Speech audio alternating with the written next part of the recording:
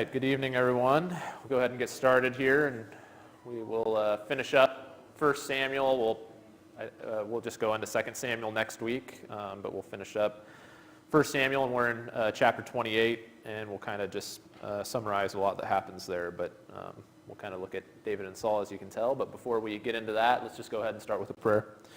Our Father in heaven, thank you for this day, and we're so grateful, God, for once again being able to assemble here together and to encourage one another and to study from your word, and please help us to understand it. And we're grateful, God, for just this time of year and for being able to travel, and thankful that people have gotten home from some of their travels safely, and others that are currently traveling, we pray you be with them. And again, just be with us this evening as we open up your word. Help us to apply it appropriately and to see the truths that you've presented throughout this book, God. And we pray all these things in Jesus' name. Amen. All right, so as we kind of talked about, the book of Samuel and 1 Samuel in particularly, it's really a character study. And that ends up being the case, really, I think, throughout 1 and 2 Kings, too, where you're just presented with these different individuals, but it's really clear in 1 Samuel where it starts with Hannah and you know, those first two chapters there, and then Eli and his sons, and then with Samuel, and then with Saul, and with David. And I think in these last few chapters in particular, you really have this stark contrast between Saul and David. And it's really a story of two faiths. And you look at Saul, and he's the type of person where we almost say, well, he has no faith. But we'll find that he still talks about God, right? He still seems to think he has faith to some extent. And so we'll kind of look at these two different levels of faith that we see in Saul and David. And we're going to find that David isn't perfect either. We want to avoid hero worship and looking at somebody as though they're perfect. And we'll see that David certainly isn't perfect as we get into 2 Samuel. But what we find with Saul and David is, I think with Saul you have what I might describe, and the word I'm going to use tonight is a superficial faith. And then David has what I would describe in these last few chapters. We see a real faith. And I use that word real, and I mean that in every sense of the word. I mean real in the sense that he has a faith that's actually there, it has some depth to it, but also one that's realistic in the sense that he's still a human being and therefore makes mistakes. And so the question is, how does he handle those mistakes? And so we're going to see both Saul and David kind of involved in this battle with the Philistines. And David's not going to end up making it to that battle, and we'll see why. But we'll see them both, how they kind of handle their various circumstances that revolve around these last few chapters. And so to sum up in chapter 28, I just kind of want to summarize the events that happened there, and then we can go back and kind of look at a few different verses that stand out to me. In chapter 28, it's this famous passage where, again, Saul, he is seeing this army of the Philistines encamped while he and his men are at Gilboa. And you can tell that he's seeing that time is coming to a close for him, I think. I think he's realizing that the writing is on the wall, and he becomes terrified, right? He's afraid. And so he calls out to God in various different ways, and we find that God answers his prayer with silence, right? God does not answer what Saul is seeking. He doesn't give to Saul. And so Saul then says, okay, I'm going to go and try something else, and that's where we're introduced to this, witch of Endor, as I think King James puts it, and she's this necromancer that's known for raising people from the dead, which it's kind of ironic that Saul goes to her, because we're told at the beginning of the chapter that Saul had driven out all those people, all the necromancers, all these people that had practiced these pagan forms of worship and all these pagan kind of spiritual practices that existed there. Saul had done a good job of driving them out, and so he was doing what God wanted him to do in that regard. But the moment God stops doing and doesn't bend over backwards for Saul, Saul now goes to the very type of person that he drove out of Israel. And so we see this interaction going on between him as he goes into cloak of night, and he himself is literally wearing a cloak with some of his servants. He goes by night, doesn't want anybody to recognize him, and comes across this again, this witch of Endor, and asks her to raise the spirit that he tells her to raise. And of course, that ends up being Samuel.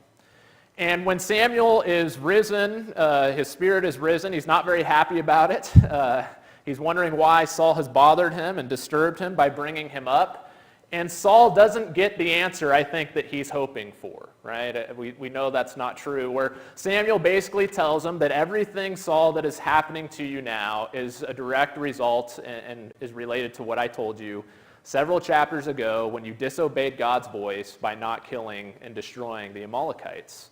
And he's saying all that's happening here is what I told you would happen that day, what God told you would happen that day through me. And so he says, because of your disobedience, that you and your sons are going to join me tomorrow. So in other words, he and his sons are going to die, and they're going to lose this battle against the Philistines. And so that's basically a summarization of what takes place in chapter 28. But I want to go through, and I think there's like 7 things, at least, that I recognize and that I looked at, and that kind of indicate that he has this superficial faith. I think, first of all, you see that Saul has this, what we might call a convenient faith, or a convenient obedience, if you will, that he will obey God to the extent that it is convenient for him. That if it's something he already wants to do, then he's going to do it. Or if times are good and it doesn't contradict what he wants, or if it doesn't go against his own well-being, then he's perfectly happy doing it. And I think you see an example of that again in verse 3, where it gives us that detail after Samuel died, that Saul had put the mediums and the necromancers out of the land, right? So that's clearly a good thing that Saul did, right? He had, again, this obedience. He rids the nation of these necromancers, chases them out of town. But what's the problem with a convenient faith, right? What's the obvious problem with just having a faith out of convenience? All right, so what's the moment we stop being faithful, obviously? When it becomes inconvenient, right? And that's what we see with Saul, and I think that we've all been there as well. And so the moment that we are called to do something that, again, contradicts what I want, or the moment I'm not making as much money as I would like, or I didn't get the job that I want, that's all of a sudden when we throw up our hands and we throw in the towel. And so to kind of build on that point, the second thing, and maybe a slightly different way of putting this, is that he had a fickle faith, right? And so he calls out to God. He doesn't hear from God. And so in verse 7, it says, Saul said to his servants, "Seek out for me a woman who is a medium, that I may go to her and inquire of her." And his servants said to him, "Behold, there is a medium at Endor." So it's really interesting when you read that, because again, in verse 6, it said, when Saul inquired of the Lord did not answer him, either by dreams or by Urim or by prophets. So he calls out to God. He doesn't hear from God. And so, for some reason, the next natural step for Saul is to go and visit the witch of Endor, right? To go and find some medium that somehow he'll be able to get the answers he wants through that means. Again, what's going on with Saul here? He's somebody that is very easily and very willing to jump ship the minute things aren't going his way, and he climbs aboard the Witch of Endor Express, right? And this is, what would it take for somebody just in a moment not hearing from God to now go and turn to pagan practices? But again, I think that we see this in the world where all Saul is doing in those days is he's just looking around at what other people in the world are doing outside the nation of Israel. And he's saying, okay, this isn't working for me, so what do other people do? What do people who aren't faithful to God do? Well, I'm going to go and try that.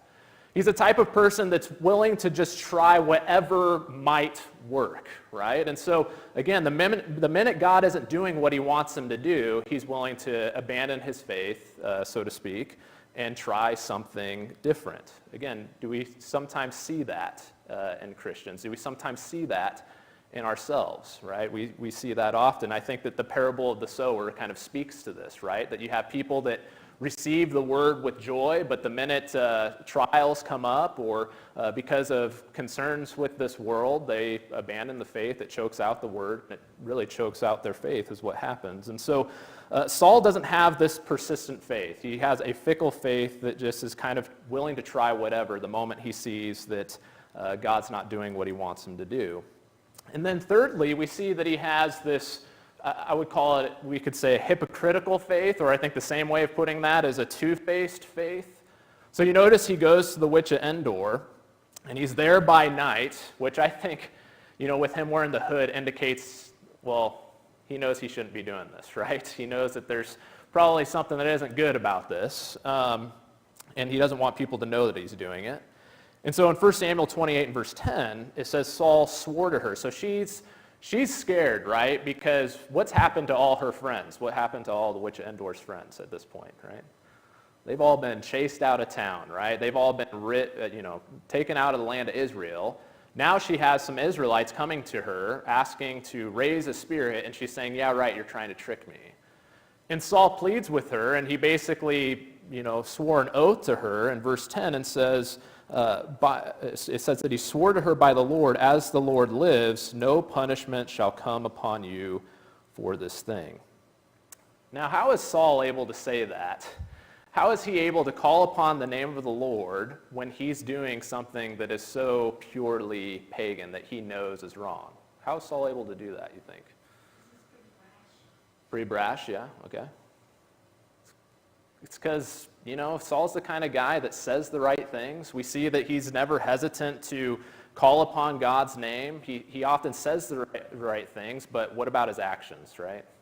His actions don't accompany the words. He's got this two-faced faith where he says the right thing, meanwhile what he's doing is totally worldly and pagan. This is something that someone who has a superficial faith will do. It has no depth to it. They have all the religious jargon down. They say the right things, but when it comes down to really making wise and godly decisions, they're able to say the right things while they're doing something that is just blatantly wrong. And so, again, I think that we see this kind of two-faced faith in Saul. And then ultimately what you have is a misplaced faith, don't you?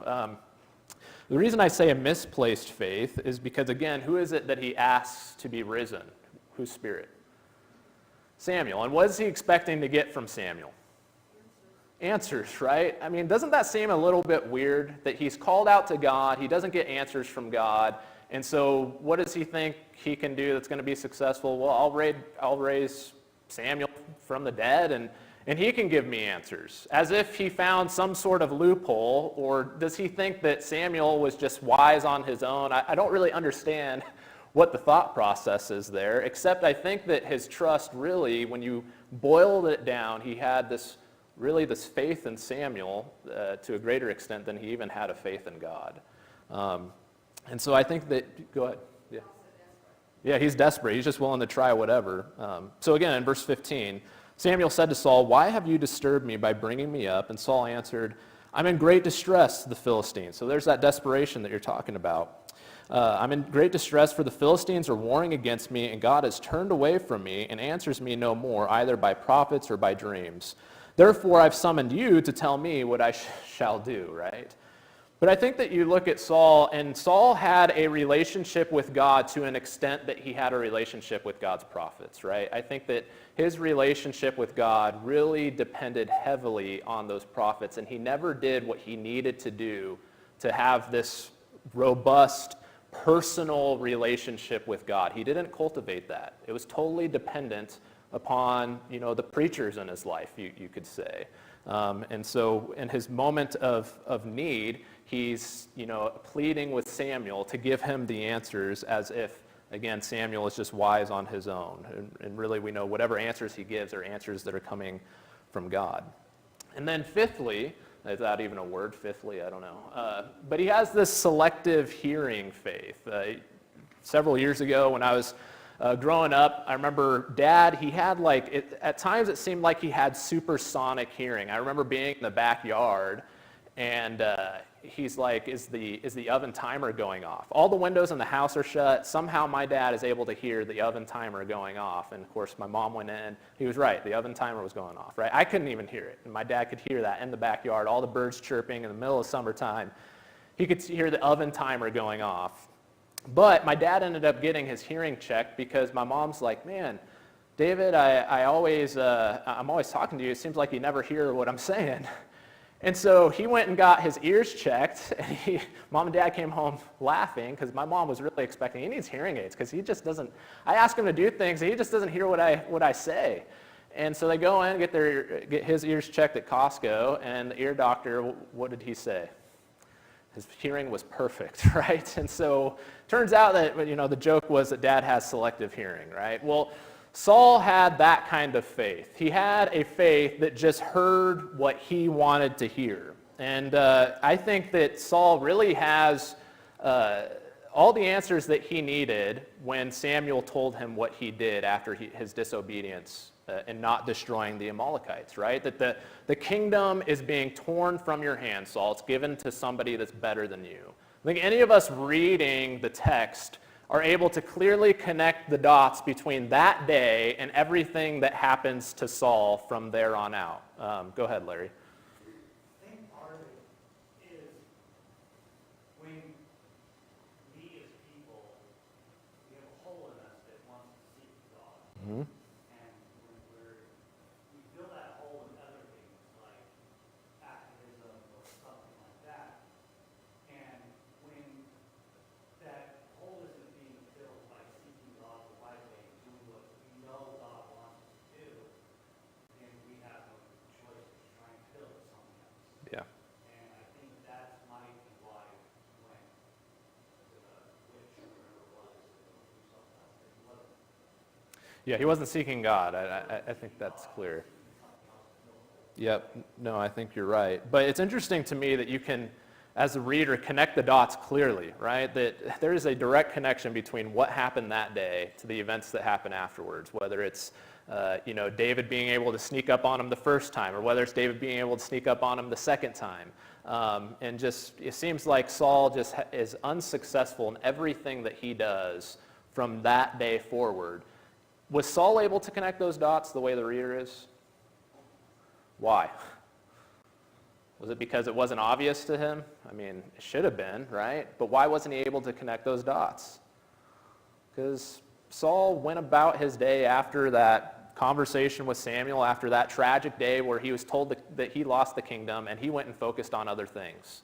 What were the things that Saul focused on from that day forward?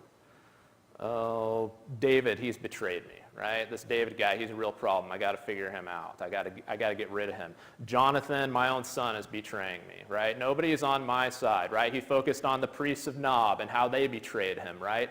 And everything becomes everybody else's fault, right? Even with Samuel, I think to an extent, he kind of almost blames God, doesn't he? Because the reason that God isn't talking to Saul according to his words is what? I mean, it's kind of true to an extent, but what does he say? God has what? Let's see, in verse 15, Saul answered, I'm in great distress, for the Philistines are warring against me, and God has turned away from me and answers me no more. Okay, is it true that God had turned away from him? I mean, that's one way of seeing things, but why did God turn away from him? Exactly. But a superficial faith is never going to see that, right? It's never going to have that introspection, that self-reflection. It's always going to find a way to make it somebody else's fault, and even if it has to make it God's fault. And that's what we see, I think, going on with Saul here. And so Samuel, it's interesting that when his spirit is risen and he's talking to Saul, again, Samuel just says in verse 16, why do you ask me, since the Lord has turned away from you and become your enemy? The Lord has done to you as he spoke by me, for the Lord has torn the kingdom out of your hand and given it to your neighbor David. Right? Is Samuel saying anything new there? No. He's saying, Saul, if you want the answer for what's happening now, what do you got to do? You got to go back to that day. You got to listen to what I told you all those years ago before I died. This has everything to do with what's going on now. And the reason Saul hadn't done it up to that point is because he had this selective hearing, right? He wasn't gonna pay too much attention to what Samuel said that day, that he was still gonna find a way to hold on to the kingdom, and so he just kind of ignores Samuel. Go ahead, Lori. I guess I see it a little bit differently. Yeah. Deep down, Saul does connect the dots, because his spiral starts happening Yeah. pretty quickly once he hears those words. I mean, otherwise it's weird that he locks in so closely on David. He has to recognize that this is a man who's coming for his spot. What I find fascinating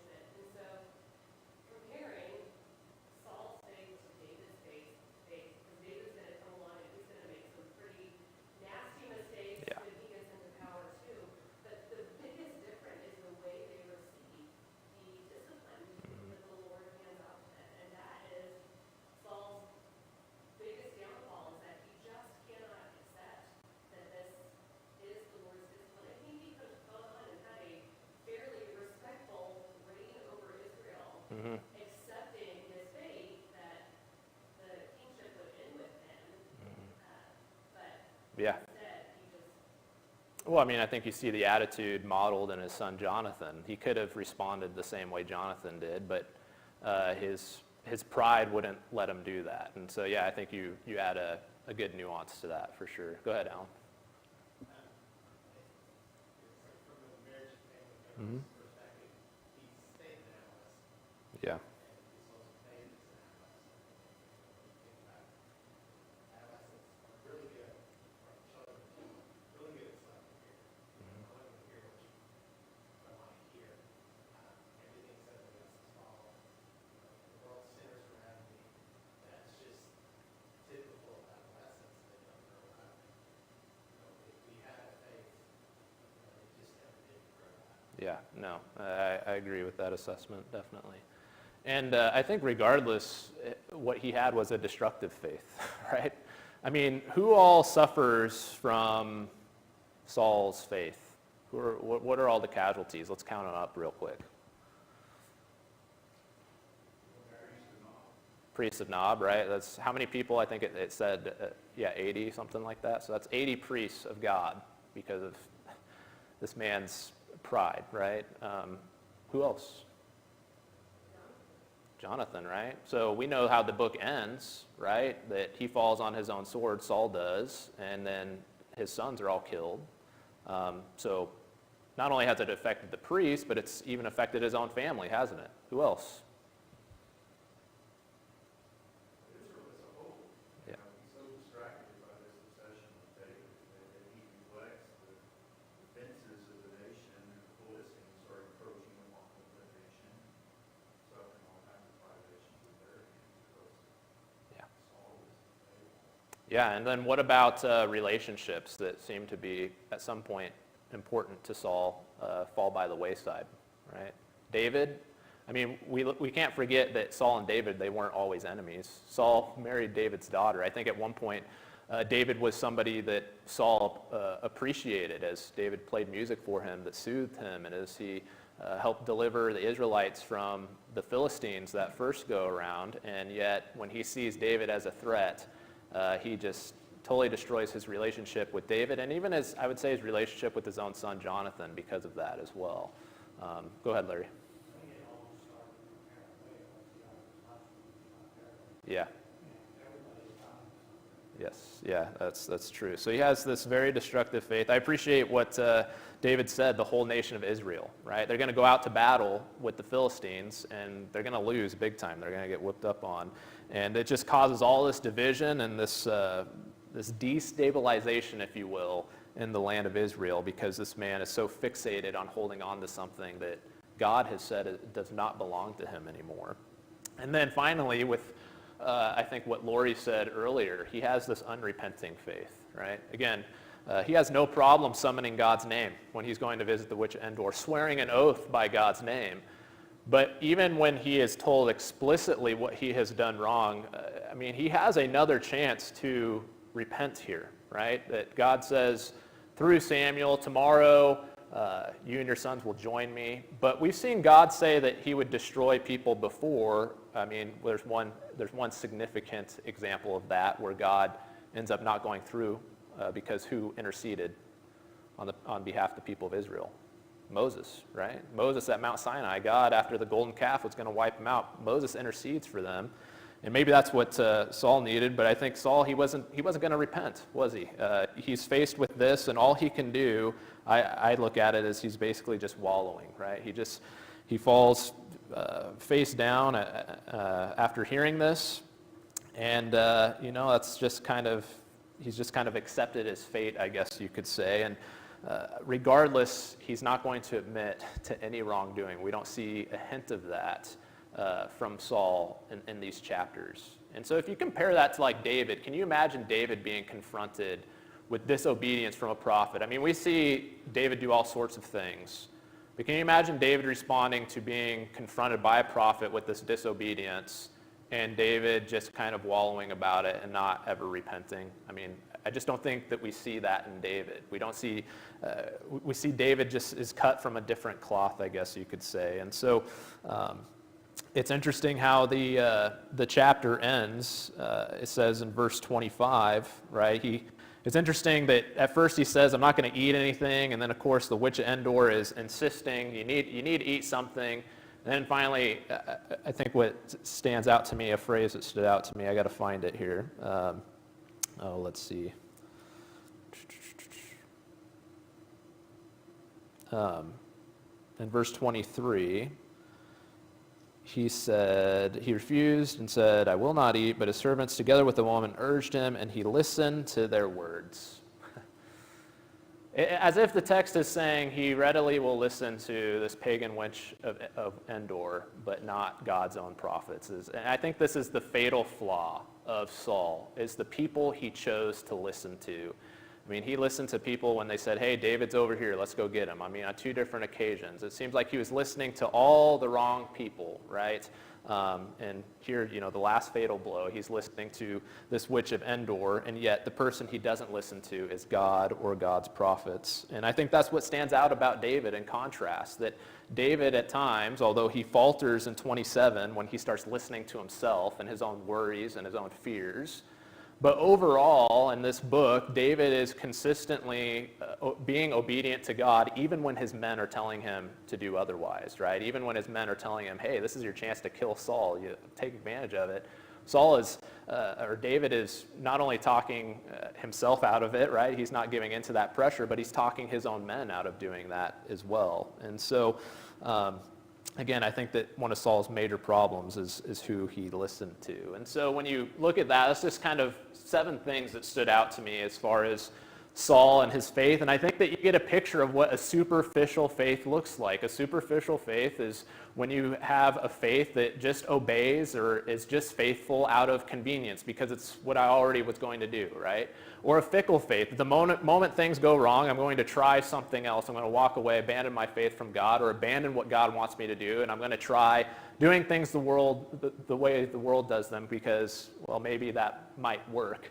He has this hypocritical, two-faced faith where he's able to say the right things, but the actions just don't match up. He's got this misplaced faith where ultimately he has almost a greater trust in someone like Samuel than he does in God. He's got this selective hearing faith, if you will, and as we see, a destructive faith, and finally this unrepentant faith. And so we can just pause for a moment. That's something that stood out to me. This is the last that we're going to talk about Saul in this class. And so I'm just curious, what else do you guys notice about Saul's faith or other character flaws that you see in him that are a warning for us before we move on to David? Anything else stand out to you guys as you reflect on him?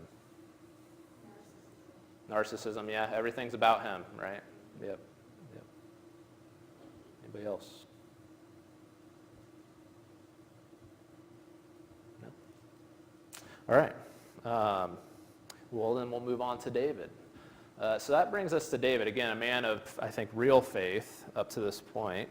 And again, as I said earlier, I use that word real in every sense of the word. That again, it's a faith that is there. It's not superficial. It has real depth to it. He has a real relationship with God. We see him on several occasions communing with God, actually speaking directly with God.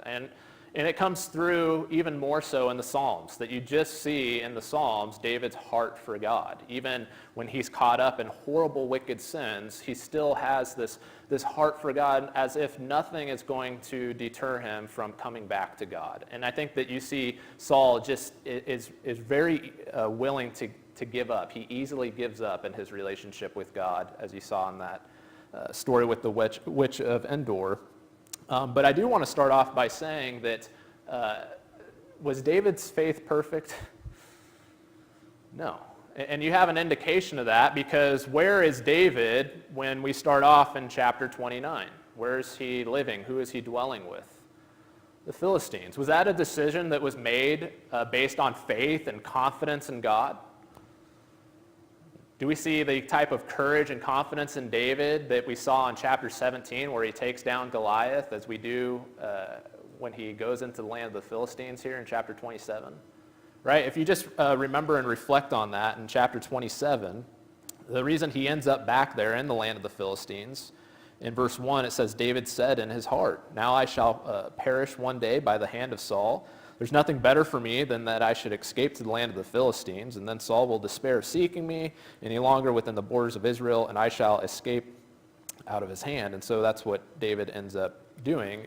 But again, was that a decision that was made out of faith or out of fear? I think it was fear, right? And we talked last week about how we can understand a little bit that decision. It's a very human decision. It's hard to be overly critical of him. But I don't think that's what God wanted, ultimately. And I think we're going to see that David comes across a danger, even though he thinks he's fleeing to safety in the land of the Philistines anyways. I think that'll be a life lesson for him. But when we talk about a real faith, I just want to be clear that David exemplifies that a real faith is not a perfect faith. It's not a flawless faith. It's not a faith that never makes mistakes. It's not a faith that never gets afraid. It's not a faith that never exercises poor judgment. If that's what faith is, are we all in trouble or what, right? We're all in trouble. We're all going to make mistakes. But what makes David's faith impressive, again, is that he just keeps coming back to God. But his faith, or really his doubts, rather, have got him into this really bad predicament where he's basically aligned himself with the Philistines. I don't know if that's what he was trying to do, but that's the natural consequences as he's going there. And the king of Achish said to him in verse 8, the king of Achish wants him to go out into battle with the Philistines against the Israelites. And when the soldiers hear about this, of course, they're all in uproar about it because David, they've heard about David through the song, right? That Saul has thousands and David has 10,000. So they know David and what he's done in the past, and they're certain that, David can't be trusted. That how can we trust him not to betray us in the middle of battle? And so Achish, the king of Achish, he comes back to David and says, listen, my men, they don't want you to come out to war with us. And, I think you're a great guy, right, basically, and I feel like you've done right by me, but my men just don't trust you. And if you were David, would that not be like the perfect out, right? Would you not be like, wow, I really got out of that one? Because what would the future of Israel be if David actually was successful in going out and fighting against the Israelites? What would happen at that point? Let's think that through a little bit. What? Well, he could die, but unless it's God's will for him to live, right? Even if he lives, though, what would happen? Yeah, I mean, here's the Philistines, your mortal enemies. You have Israelites who have lost family members at the hands of the Philistines, and here's David in the midst of the Philistines going to battle with them. That guy could never be king of Israel going forward. I think it's by the grace of God that David was forced out of that situation. And that's the contrast here that we see between David and Saul. Saul has this superficial faith. David has this imperfect faith, but it's a real faith. And God is with him even in the mistakes and is actually limiting the mistakes that he's able to make. And I think that God does the same things in our lives, and probably at times in ways we don't even recognize and see. When plans fall through or something comes up that we weren't able to do what we were going to do, who knows, maybe God is preventing us from making some mistake that we weren't even aware we were about to make. But we see God working with David in that way, preventing him from going out to war. Even though David has this imperfect faith, God still works with him. And it's this contrast, right, from what we see in 1 Samuel 17, where he says of Goliath, who's this uncircumcised Philistine? And now all of a sudden David's fighting in the midst of those uncircumcised Philistines. It's almost laughable how ironic it is, but God still works with him. And so in chapter 29, that's basically the story of it. God prevents him from going to war with them. And David is trying to talk his way back into going to war with them, but doesn't work out. And so David returns back to the land of the Philistines. On his way back to Ziklag, which I'm told from the valley of Jezreel there, the Jezreel Valley, it would have been about 60 miles to Ziklag. So this is a few days' journey. And when David gets back, what he finds is that, the whole village has been ransacked, that everybody and everything has been taken, and who's responsible for it? The Amalekites. Now, this problem could have been avoided a couple different ways.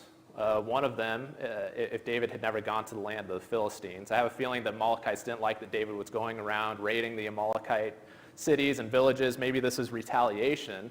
But it could have been taken care of and prevented even before any decision that David made, right? Who could have prevented this? Saul, right? I mean, he was called to destroy the Amalekites, and here they are popping up again. I just think that's fascinating. We make mistakes, and we think that they're isolated mistakes, one small mistake, and yet we see this rearing its head again. And I doubt the Amalekites were, in fact, we're told that they were also raiding Judah as well. And so people pay the consequences for Saul's mistake even years later. So we see the wisdom of God in telling him to do that. But let's just start in verse 1 through 6. We can read that real quick. That'll give us a little bit of context.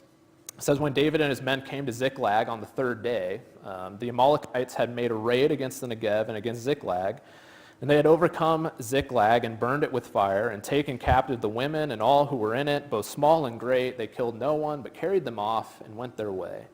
And when David and his men came to the city, they found it burned with fire, and their wives and sons and daughters taken captive. And then David and the people who were with them raised their voices and wept until they had no more strength to weep. David's two wives also had been taken captive, Ahinoam of Jezreel and Abigail, the widow of Nabal of Carmel. And David was greatly distressed, for the people spoke of stoning him, because all the people were bitter in soul, each for his sons and daughters. But David strengthened himself in the Lord his God. And so in many ways, you have to feel like this would just be, you have to realize this would be totally dejecting for them, especially if you're one of David's men, right? I mean, here you just, by the skin of your teeth, barely got out of this, what would have been a really terrible situation going into battle against Israel. I'm sure that's not what they signed up for. And so they're probably traveling, again, they're walking for 3 days, 60 miles, and they're looking forward to being with their families, being with loved ones, seeing their wives, seeing their children, and they see that that is all gone, it's been taken away. And so this would have been extremely dejecting for them as they come across this scene. But as we talked about David having an imperfect faith, the reason he stands out from Saul, and I think why he doesn't suffer the same fate as Saul, is because David had a learning faith, right? That although he wasn't perfect, he made mistakes, he would learn from his mistakes as well. And so again, what drove David into the land of the Philistines? What's one word we can say was the reason for it? Was fear, right? And now in this situation, do you think that this was probably the worst case scenario for David? Do you think this was his worst fears coming true, right? I think that if you're David, you'd probably be afraid of dying yourself, but what's the one thing you'd be afraid of even more than your own death? What's that? Your child? How about your wives, right? Your family being affected by all this? I mean, that undoubtedly weighed into his decision to go into the land of the Philistines. And yet when he comes back, although he'd taken all the precautions, right, so he thought, to avoid that circumstance, to run away from Saul, right, he comes back home and he suffered that fate anyways, right? These are his worst fears. Now for a lot of people, if you're David, that's the time to just close up shop, to give up. There's nothing left to do. And it's such a bad situation that even his own men are turning on him, right? It says, well, what does it say they're about to do to him? The people spoke of doing what?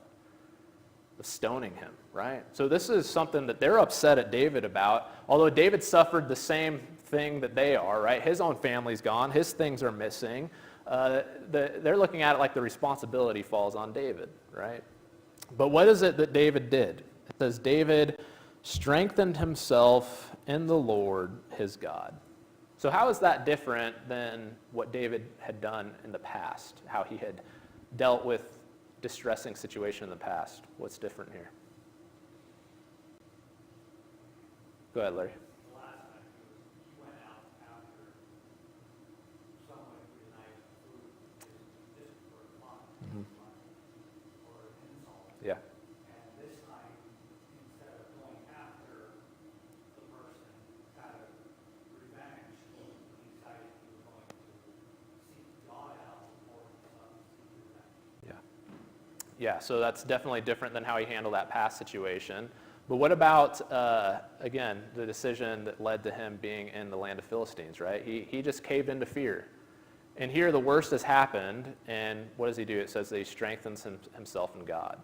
And he was probably feeling just as alone here as he was when he had run away from the priest at Nob, when he was running away from Saul, just with no weapon even. He was probably feeling maybe even more alone in this moment, having all these men that are wanting to kill him, wanting to turn on him. And yet David didn't give in to it. It says that he strengthened himself in the Lord his God.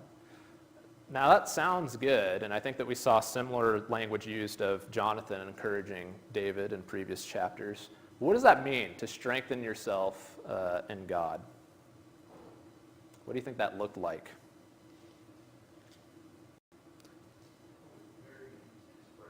Mm-hmm. Prayer, yep. Yeah, go ahead, Kira. Yeah. Yeah, and the answer is I don't know exactly what it looked like, but I have a feeling it was a combination of those two things. Maybe there's other things involved, but he just was leaning heavily on his God, probably, I would think, primarily in prayer. And so he's calling out to God, and maybe we have... Yeah, exactly.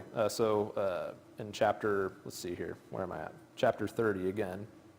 What's the next thing he does, Ray? Verse 7. That's right. So he seeks God, right?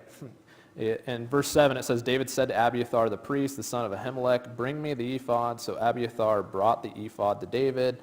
And David inquired to the Lord, shall I pursue after this band? Shall I overtake them? And he answered him, pursue, for you shall surely overtake and shall surely rescue. And so he's seeking the word of God, and he can count on God to answer him because he has actually had this relationship with God that Saul, I don't think, was practicing up to this point. Go ahead, David.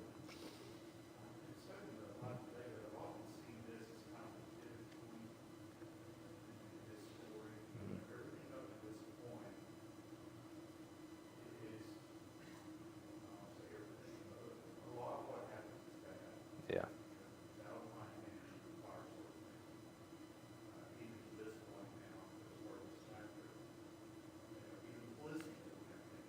Mm-hmm.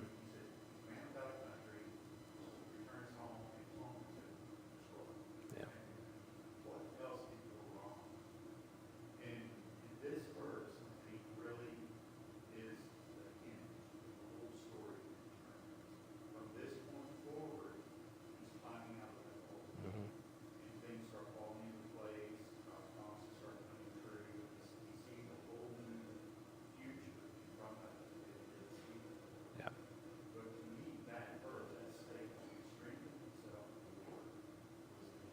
Yeah.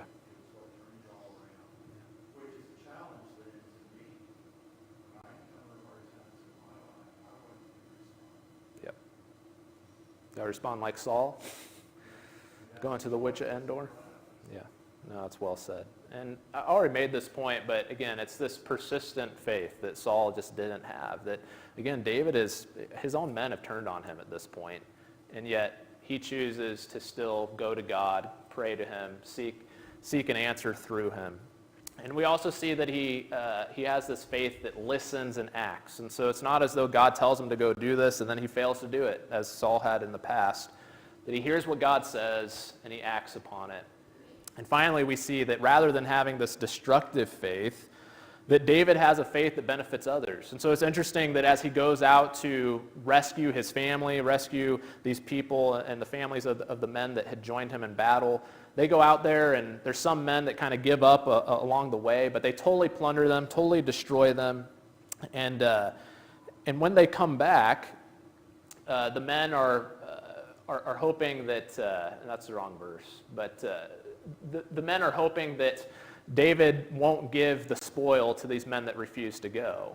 And yet what David does is he gives the spoil to the men that refuse to go, but he also gives it to people throughout the land of Judah as well. And so let's actually just read that real quick. It says in verse 23, you shall not do so, my brothers, with what the Lord has given us. He has preserved us and given into our hand the band that came against us. Who would listen to you in this matter? For as is his share, For as his share is who goes down into the battle, so shall his share be who stays by the baggage. They shall share alike. And he made it a statute and a rule for Israel from that day forward to this day. When David came to Ziklag, he sent part of the spoil to his friends, the elders of Judah, saying, here's a present for you from the spoil of the enemies of the Lord. And so you see these two contrasting faiths. And maybe just real quickly, we can end with this question. What's the result? What's the result of David's superficial or David's real faith as opposed to Saul's superficial faith? I think we kind of see it, right? That Saul has this destructive faith where in chapter 31, he falls on his own sword, his own sons are killed, and they're hung up on the walls of Bet-Shean, right? And they have to go rescue them by night. But to put it in a New Testament way, David's real faith was a saving faith. It was a faith that was capable of delivering him. And it was one that was capable of delivering the people around him.